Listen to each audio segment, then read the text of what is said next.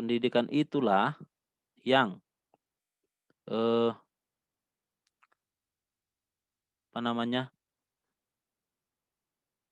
yang menjadikan kita sadar bahwa kita ternyata selama ini dijajah.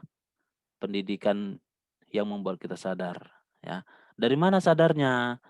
Karena pendidikan pada awalnya yang didirikan oleh Belanda memang hanya untuk 3 hal saja, 3 hal sederhana. Ingat ya, hanya tahu baca, tahu menulis, tahu berhitung. Nah, tahu baca, tahu tulis, tahu berhitung. Nah, itu dia pendidikan pertama. Namun selanjutnya pendidikan itu berkembang menjadi beberapa kelas dia. Pendidikan tadi berkembang menjadi beberapa kelas, bahkan ada dia, tipe-tipenya. Macam handphone aja ya kan, punya tipe, punya kelas. Ya, ada tipe 1, tipe 2, tipe 3, tipe 4, atau kelas 1, kelas 2, kelas 3, kelas 4. Bukan SD ya, bukan SD, tapi kelas atau tipe ini menentukan kualitas pendidikan itu. Contoh, kelas 1 ya, kelas 1 tahu nggak kalau pendidikan di Indonesia pada awalnya yang masuk ke dalam kelas 1 itu adalah guru-gurunya itu dari Eropa itu didatangkan. Dari Eropa didatangkan. Jadi nanti gurunya ada yang dari Inggris, ada yang dari Prancis, ada yang dari Belanda. Coba bayangin gurunya itu. Kan pintar-pintar jadinya, smart. Masuk ke kelas 2 ya, ke kelas 2. Gurunya ini ya mayoritasnya orang Belanda semua.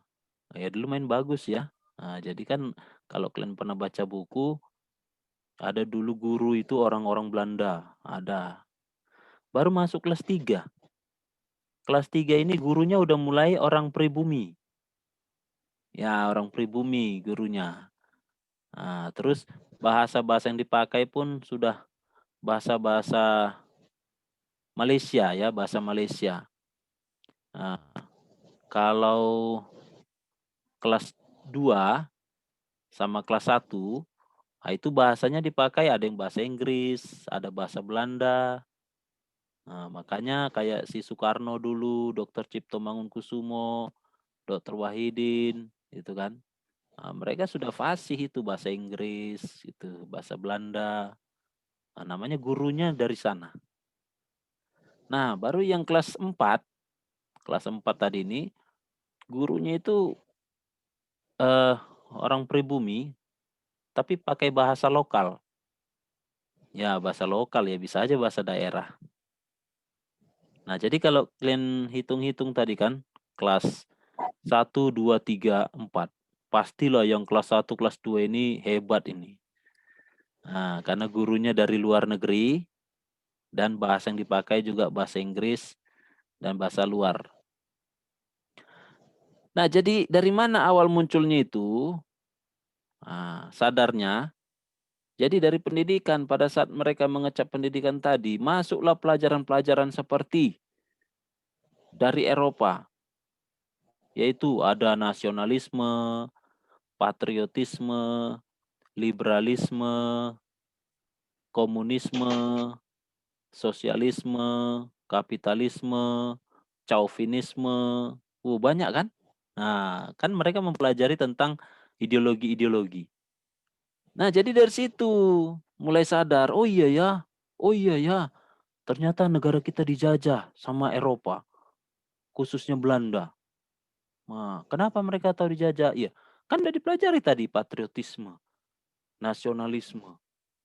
Nah, jadi murid-murid tadi berpikir, oh iya kita harus rela berkorban demi negara, demi kemerdekaan bangsa. Mulai sadar. Ya, kalau sudah sadar ini udah enak dia. Makanya kan kita pun yang sekolah ini nah, perlu juga sadar. Ngapain kita sekolah? Untuk mendapatkan ilmu kan gitu. Jadi setelah pendidikan tadi, setelah pendidikan itu ya, eh muncullah kesadaran, kesadaran bangsa. mulailah bermunculan yang namanya kelompok intelektual dan kelompok terpelajar. Ya, atau golongan intelektual dan golongan terpelajar.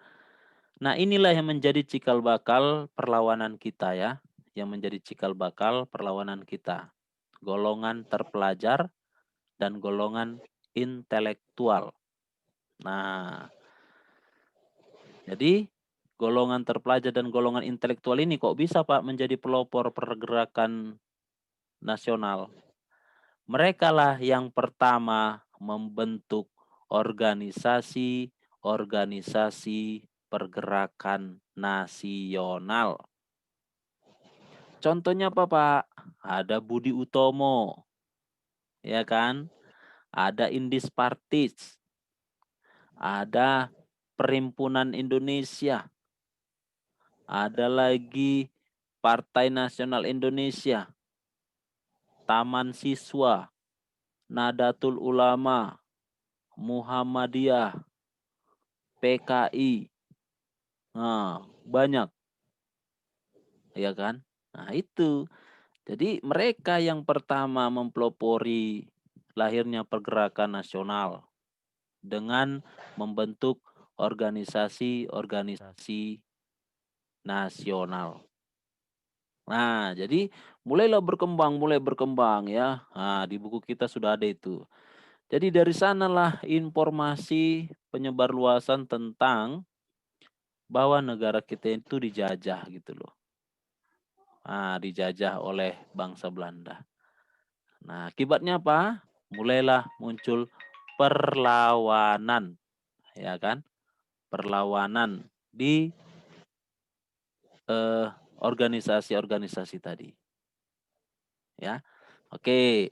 Jadi mungkin sampai di situ dulu Bapak awali tentang bab selanjutnya, yaitu pergerakan nasional Indonesia. Karena Bapak lihat Zoom kita ntar lagi mati nih. Udah 2 menit 10 detik lagi. Tapi nggak apa-apa. Nah, jadi sampai di sini ada pertanyaan?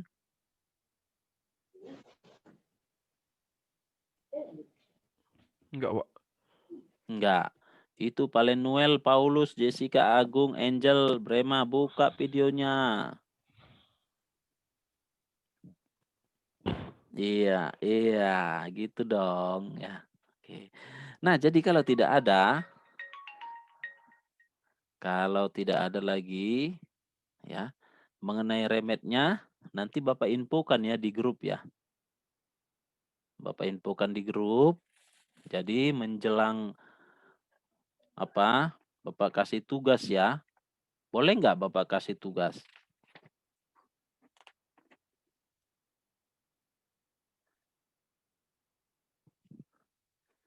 Elizabeth, Beth, ya. Boleh nggak Bapak kasih tugas, Beth? Hah? Bebas. Ya, serius lah, Beth. Nanti kamu apa? Marah-marah sama Bapak nanti. Nah, jadi si Elizabeth bilang bebas, bebas Pak katanya. Oke lah. Kalau gitu Bapak kasih tugas satu aja ya. Satu aja. Satu. Iya kan? Terus nanti kalau udah siap di Japri ya. Di Japri, di WA Bapak aja. Di WA pribadi, jangan di grup nanti jadi contek-contekan lagi ya. WA Bapak pribadi. Nah, satu tugasnya nanti paling lama dikumpul jam 9 malam. Ini ntar lagi Zoom-nya putus ini. Udah Bapak kirim aja nanti soalnya di